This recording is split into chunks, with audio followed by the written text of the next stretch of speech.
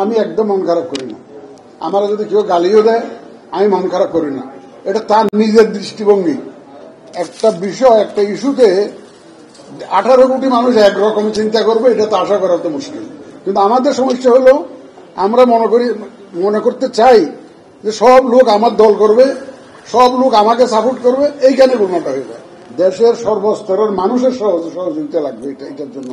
আমরা 4-5 জন কমিশনার মিলে বা আমার কিছু কর্মকর্তা কর্মচারী মিলে 200-300 লোক মিলে এটাকে সাকসেসফুল করা সম্ভব হবে না unless I get cooperation from all people like you and the rest of the country.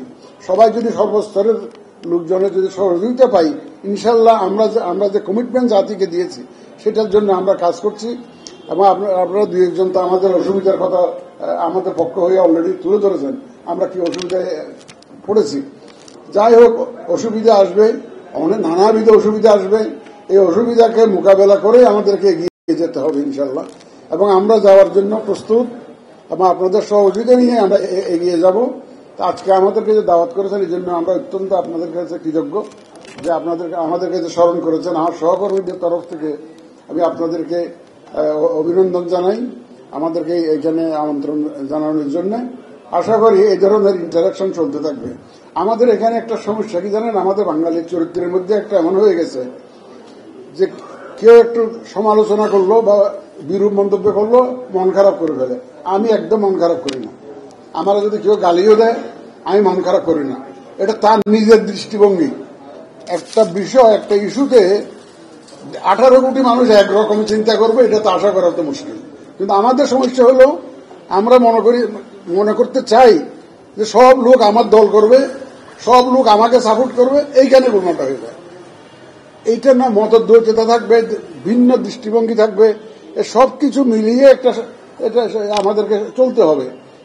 এই জন্য একটা বিষয়ে যে কোনো একটা ইস্যুতে এখানে সব যারা সাংবাদিক ভাইরা আছেন, ভাই বোনেরা আছেন, সবার কি চিন্তা এক হবে এটা আশা করা তো ঠিক না।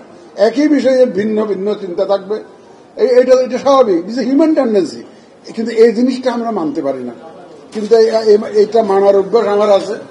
আমার যদি সমালোচনা করেন I will be rather happy যে I must have done something wrong, নিশ্চয়ই জন্য আই উইল গেট কারেক্টেড। আমি নিজেকে শুধরে নেব। আপনাদের যদি দেখি যায় কোনো কিছু পয়েন্ট আউট করেন, আমি নিজেকে ঠিক করে নেবো যে দেখবো যে এটা আমার দেখার দরকার। যদি সবাই তালিয়া বাজাতে বাজাতে 10টা 12টা বাজিয়ে দিয়েছি আমরা। এই তালিয়া বাজাতে আমরা দেশটাকে 12টা বাজিয়ে দিয়েছি। সুতরাং এই তালিয়া বাজায় আমাদেরকে ভুলে যেতে হবে। আমাদেরকে দেখতে হবে প্র্যাকটিক্যাল পয়েন্ট অফ ভিউ থেকে সবকিছু সুচারুরূপে বিবেচনা করতে হবে। একজন একটা কথা বললো আর আমি শুধু তালিয়া বাজালাম, এটা যাতে না হয়, এটা আমাদের মনে রাখা উচিত। একটা কথা বলতে হয় কি, আপনারা কিছু মনে করবেন না ভাই, আমরা ইলেকশন কমিশনে যারা আছি আমরা কোন রাজনীতিতে ঢুকতে চাই না, এটা আমি আগেও বলেছি। আমরা কোন রাজনৈতিক দলের পক্ষে বা বিপক্ষে দাঁড়াতে চাই না, আমরা নিরপেক্ষ থাকতে চাই। আপনারা আমাদেরকে সাহায্য করবেন, আমরা নিরপেক্ষ থাকতে চাই। এবং একটা বিষয় পরিষ্কার আমার কাছে, আমার আন্ডারস্ট্যান্ডিং, ইলেকশন কমিশনকে গালি দেয়, ইলেকশন কমিশনকে যখন সমালোচনা করে এটা আমার গায়ে লাগে, তীরের মতো লাগে। ইলেকশন কমিশনকে যখন কেউ সমালোচনা করে আমার গায়ে তীরের মতো লাগে, যদি আমার বেশি দিন হয়নি। কারণ but because I own this organization, I belong to this organization, যে যতদিন আছি যতক্ষণ আছি এইটা আমার organization, I am the guardian of this organization. সুতরাং এটা আমার খুবই লাগে। এবং আমার কাছে একটা শুধু কেউ যদি বলে যে ইলেকশন কমিশনের এত বদনাম, এত কিছু কেন হলো, 100টা কারণ বলতে পারবেন, কেউ 200টা কারণ বলতে পারবেন। কিন্তু আমার কাছে 1 নম্বর কারণ হলো political control of the election commission. এইটা আমার কাছে মনে হয়েছে সবচেয়ে বড় কারণ। রাজনীতির কাছে ইলেকশন কমিশনকে সঁপে দেওয়া, এইটাই হচ্ছে সবচেয়ে বড় কারণ।